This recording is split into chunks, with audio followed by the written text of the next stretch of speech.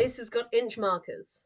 Bloody hell. Alright, yes. There we go. 1 inch. Perfect. Perfect. Perfect. I don't know why I'm so nervous about this whole setup. I feel like I really want to get it right. I think that's what it is. Next, we have the legs. So I had to just go check what the seam allowance was. And I decided to mark it with masking tape on my machine, which I don't think I've ever done, but I see it a lot, and so I thought I'll give it a go. You need to remember to put your stitch length back from when you were basting.